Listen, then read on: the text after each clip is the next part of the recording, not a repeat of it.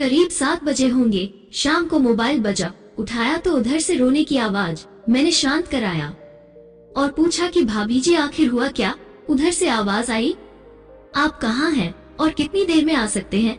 मैंने कहा, आप परेशानी बताइए। और भाई साहब कहाँ हैं, माताजी किधर हैं, आखिर हुआ क्या।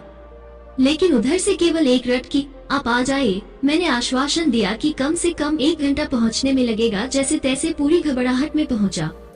देखा तो भाई साहब, हमारे मित्र जो जज हैं, सामने बैठे हुए हैं। भाभी जी रोना चीखना कर रही है। 12 साल का बेटा भी परेशान है। 9 साल की बेटी भी कुछ नहीं कह पा रही है। मैंने भाई साहब से पूछा कि आखिर क्या बात है। भाई साहब कोई जवाब नहीं दे रहे थे। फिर भाभी जी ने कहा, ये देखिए तलाक के पेपर, ये कोर्ट से तैयार करा के लाए हैं, मुझे तलाक देना चाहते हैं। मैंने पूछा, ये कैसे हो सकता है, इतनी अच्छी फैमिली है, 2 बच्चे हैं, सब कुछ सेटल्ड है। प्रथम दृष्टि में मुझे लगा ये मजाक है, लेकिन मैंने बच्चों से पूछा, दादी किधर है। बच्चों ने बताया, पापा ने उन्हें 3 दिन पहले नोएडा के वृद्धाश्रम में शिफ्ट कर दिया है। मैंने घर के नौकर से कहा, मुझे और भाई साहब को चाय पिलाओ। कुछ देर में चाय आई। भाई साहब को बहुत कोशिशें की चाय पिलाने की, लेकिन उन्होंने नहीं पी और कुछ ही देर में वो एक मासूम बच्चे की तरह फूट फूट कर रोने लगे। बोले, मैंने 3 दिन से कुछ भी नहीं खाया है। मैं अपनी 61 साल की माँ को कुछ लोगों के हवाले करके आया हूँ। पिछले साल से मेरे घर में उनके लिए इतनी मुसीबतें हो गई कि पत्नी भाभी जी ने कसम खा ली कि मैं माँ जी का ध्यान नहीं रख सकती। ना तो ये उनसे बात करती थी और ना ही मेरे बच्चे बात करते थे। रोज मेरे कोर्ट से आने के बाद माँ खूब रोती थी, नौकर तक भी अपनी मनमानी से व्यवहार करते थे। माँ ने 10 दिन पहले बोल दिया, बेटा तू मुझे ओल्ड एज होम में शिफ्ट कर दे। मैंने बहुत कोशिशें की पूरी फैमिली को समझाने की, लेकिन किसी ने माँ से सीधे मुंह बात नहीं की। जब मैं 2 साल का था तब पापा की मृत्यु हो गई थी। दूसरों के घरों में काम करके मुझे पढ़ाया, मुझे इस काबिल बनाया कि आज मैं जज हूँ। लोग बताते हैं माँ कभी दूसरों के घरों में काम करते वक्त भी मुझे अकेला नहीं छोड़ती थी। उस माँ को मैं ओल्ड एज होम में शिफ्ट करके आया हूँ। पिछले 3 दिनों से मैं अपनी माँ के एक एक दुख को याद करके तड़प रहा हूँ, जो उसने केवल मेरे लिए उठाए।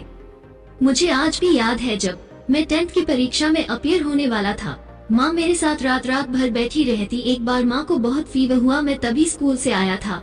उसका शरीर गर्म था, तप रहा था। मैंने कहा, माँ तुझे फीवर है। हंसते हुए बोली, अभी खाना बना रही थी इसलिए गर्म है। लोगों से उधार मांगकर मुझे दिल्ली विश्वविद्यालय से LLB तक पढ़ाया। मुझे ट्यूशन तक नहीं पढ़ाने देती थी कि कहीं मेरा टाइम खराब ना हो जाए। कहते कहते रोने लगे और बोले, जब ऐसी माँ के हम नहीं हो सके तो हम अपने बीवी और बच्चों के क्या होंगे। हम जिनके शरीर के टुकड़े हैं, आज हम उनको ऐसे लोगों के हवाले कराए जो उनकी आदत, उनकी बीमारी, उनके बारे में कुछ भी नहीं जानते। जब मैं ऐसी माँ के लिए कुछ नहीं कर सकता तो मैं किसी और के लिए भला क्या कर सकता हूँ। आजादी अगर इतनी प्यारी है और माँ इतनी बोझ लग रही है, तो मैं पूरी आजादी देना चाहता हूँ। जब मैं बिना बाप के पल गया तो ये बच्चे भी पल जाएंगे, इसीलिए मैं तलाक देना चाहता हूँ। सारी प्रॉपर्टी इन लोगों के हवाले करके उस ओल्ड एज होम में रहूंगा। कम से कम मैं माँ के साथ रह तो सकता हूँ, और अगर इतना सब कुछ करके माँ आश्रम में रहने के लिए मजबूर है तो एक दिन मुझे भी आखिर जाना ही पड़ेगा। माँ के साथ रहते रहते आदत भी हो जाएगी। माँ की तरह तकलीफ तो नहीं होगी। जितना बोलते उससे भी ज्यादा रो रहे थे। बातें करते करते रात के 12:30 हो गए। मैंने भाभी जी के चेहरे को देखा, उनके भाव भी प्रायश्चित और ग्लानि से भरे हुए थे। मैंने ड्राइवर से कहा, अभी हम लोग नोएडा जाएंगे। भाभी जी और बच्चे, हम सारे लोग नोएडा पहुँचे। बहुत ज्यादा रिक्वेस्ट करने पर गेट खुला। भाई साहब ने उस गेट कीपर के पैर पकड़ लिए, बोले, मेरी माँ है, मैं उसको लेने आया हूँ। चौकीदार ने कहा, क्या करते हो साहब। भाई साहब ने कहा, मैं जज हूँ। उस चौकीदार ने कहा, जहाँ सारे सबूत सामने हैं तब तो आप अपनी माँ के साथ न्याय नहीं कर पाए, औरों के साथ क्या न्याय करते होंगे साहब। इतना कहकर हम लोगों को वहीं रोककर वो अंदर चला गया। अंदर से एक महिला आई जो वार्डन थी। उसने बड़े कातर शब्दों में कहा, 2 बजे रात को आप लोग ले जाके कहीं मार दे तो मैं अपने ईश्वर को क्या जवाब दूंगी। मैंने सिस्टर से कहा, आप विश्वास करिए, ये लोग बहुत बड़े पश्चाताप में जी रहे हैं। अंत में किसी तरह उनके कमरे में ले गई। कमरे में जो दृश्य था उसको कहने की स्थिति में मैं नहीं हूँ। केवल एक फोटो जिसमें पूरी फैमिली है और वो भी माँ जी के बगल में, जैसे किसी बच्चे को सुला रखा है। मुझे देखी तो उनको लगा कि बात न खुल जाए, लेकिन जब मैंने कहा हम लोग आपको लेने आए हैं तो पूरी फैमिली एक दूसरे को पकड़कर रोने लगी। आसपास के कमरों में और भी बुजुर्ग थे, सब लोग जाग कर बाहर तक ही आ गए।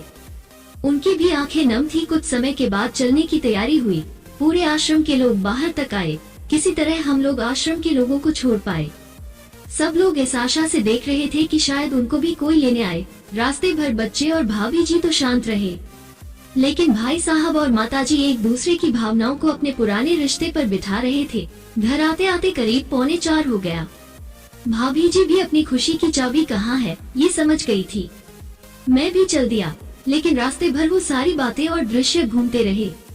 माँ केवल माँ है, उसको मरने से पहले ना मारे। माँ हमारी ताकत है, उसे बेसहारा ना होने दे। अगर वो कमजोर हो गई तो हमारी संस्कृति की रीढ़ कमजोर हो जाएगी। बिना रीढ़ का समाज कैसा होता है किसी से छुपा नहीं। अगर आपके परिचित परिवार में ऐसी कोई समस्या हो तो उसको ये जरूर शेयर करे, बात को प्रभावी ढंग से समझाएं। कुछ भी करे लेकिन हमारी जननी को बेसहारा बेघर न होने दे। अगर माँ की आंख से आंसू गिर गए तो ये कर्ज कई जन्मों तक रहेगा। यकीन मानना सब होगा तुम्हारे पास, पर सुकून नहीं होगा। सुकून सिर्फ माँ के आंचल में होता है, उस आंचल को बिखरने मत देना। जय हिंद, धन्यवाद।